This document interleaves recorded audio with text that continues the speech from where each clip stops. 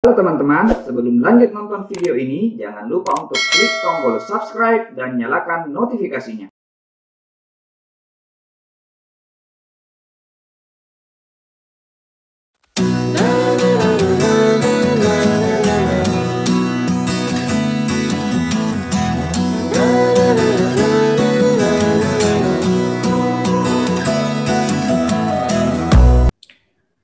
Pada saat ini, kami sudah mengevaluasi hasil daripada SKB keempat menteri sebelumnya. Dan kami melihat situasi pada hari ini bahwa hanya 13% daripada sekolah melakukan pembelajaran tatap muka. Dan sebesar 87% masih melakukan belajar dari rumah. Carta ini menunjukkan berdasarkan zona-zona dari gugus tugas, zona hijau, kuning, oranye, dan merah. Dan menunjukkan bahwa di zona kuning dan hijau, di mana sudah diperbolehkan melakukan tatap muka, masih saja banyak sekali sekolah-sekolah yang belum melakukan tatap muka.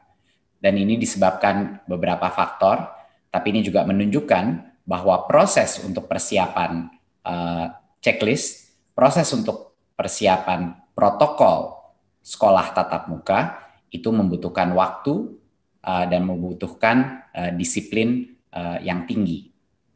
Jadi ini sekedar pemotretan situasi pada saat ini, dan banyak juga di zona oranye dan merah, walaupun tidak diperkenalkan terbuka, tapi banyak sekali daerah-daerah, desa-desa, dan kelurahan yang merasa sangat sulit untuk melaksanakan PJJ. Yang berikutnya adalah kita harus menyadari bahwa setelah kita mengevaluasi hasil daripada pembelajaran jarak jauh ini, bahwa dampak negatif yang terjadi pada anak itu suatu hal yang nyata dan bisa sekali kalau terus-menerus dilaksanakan bisa menjadi suatu resiko yang permanen.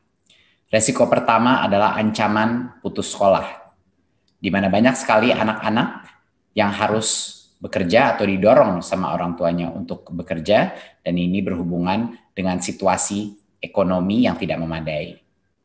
Banyak juga orang tua yang tidak bisa melihat peranan sekolah dalam proses belajar mengajar kalau ini dilakukan secara daring. Dan ini juga menimbulkan banyak sekali orang tua yang skeptis bahwa PJJ ini adalah suatu hal yang benar-benar berperan dalam pendidikan anaknya, sehingga banyak anak juga dikeluarkan dari sekolah, dan resiko ini akan meningkat semakin lama. Kedua adalah berbagai macam resiko, kendala, tumbuh, dan kembang. Kita sudah mengetahui bahwa di daerah-daerah di mana semakin sulit melakukan PJJ, kesenjangan antara pencapaian pembelajaran di daerah-daerah tersebut dibandingkan dengan daerah-daerah yang lebih mapan dan di kota-kota semakin melebar. Dan tentunya pertumbuhan anak-anak kita juga menjadi resiko yang sangat besar. Keikutsertaan dalam PAUD sejak kita melakukan PJJ ini menurun secara drastis, dan APK PAUD ini juga bisa menjadi tren yang akan punya dampak permanen karena banyak sekali anak-anak PAUD yang sekarang tidak sekolah. Dan tentunya resiko learning loss. Resiko bahwa ada satu generasi di Indonesia, anak-anak kita, yang hilang pembelajarannya dan harus mengejarnya, dan mungkin sebagian akan ketinggalan dan tidak bisa mengejar kembali pada saat kembali sekolah. Jadinya ini adalah suatu urgensi yang sangat penting. Di luar itu tidak kalah pentingnya adalah psikososial dan dampak stres kepada anak-anak kita.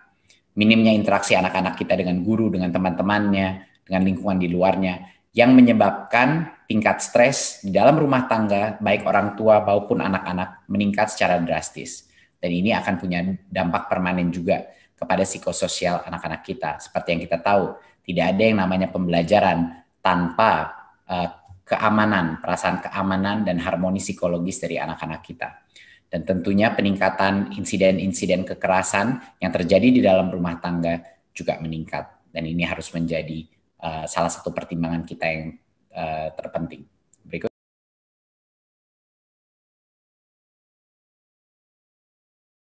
Panduan pembelajaran tatap muka semester genap tahun ajaran 2020-2021. Apa saja protokol yang harus dipatuhi dan dilaksanakan? Sesuai surat keputusan bersama 4 menteri, Menteri Pendidikan dan Kebudayaan, Menteri Agama, Menteri Kesehatan, dan Menteri Dalam Negeri tentang panduan penyelenggaraan pembelajaran pada tahun ajaran 2020-2021 di masa pandemi COVID-19. Protokol penyelenggaraan pembelajaran tatap muka meliputi 4 tahap. Tahap prakondisi pembelajaran, tahap pra-pembelajaran, tahap pembelajaran, dan tahap pasca pembelajaran. Apa saja yang perlu dilakukan oleh sekolah pada tahap prakondisi pembelajaran? Melakukan sosialisasi kepada peserta didik, orang tua, komite sekolah, dan berbagai pihak terkait. Ruangan wajib dibersihkan dan disemprot dengan desinfektan secara berkala. Atur meja dan kursi dengan jarak 1,5 meter. Pastikan ruangan memiliki ventilasi dan aliran udara. Siapkan fasilitas cuci tangan, termogan, dan hand sanitizer di setiap kelas. Berikan simbol jaga jarak aman di setiap kelas. Siapkan ruang UKS yang dilengkapi dengan alat pelindung diri. Dan siapkan ruang isolasi sementara.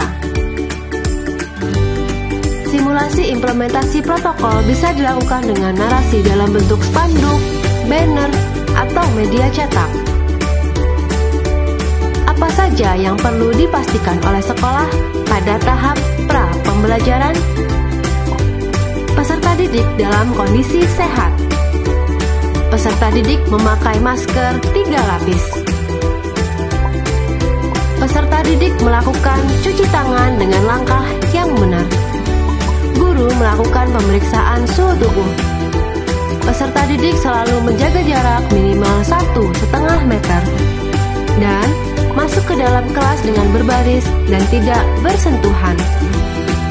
Apa saja yang perlu diperhatikan oleh sekolah pada tahap pembelajaran? Meja dan kursi ditata dengan jarak 1,5 meter. Siapkan perlengkapan penunjang kesehatan.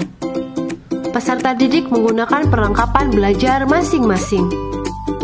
Awasi dan dampingi aktivitas peserta didik untuk selalu mematuhi protokol kesehatan. Apa saja yang perlu disiapkan sekolah pada pasca pembelajaran? Atur jadwal pulang peserta didik dengan jeda 10 menit antar kelas. Arahkan peserta didik untuk mencuci tangan sebelum pulang. Arahkan peserta didik untuk berbaris menuju gerbang sekolah. Dan hubungi orang tua yang belum menjemput peserta didik.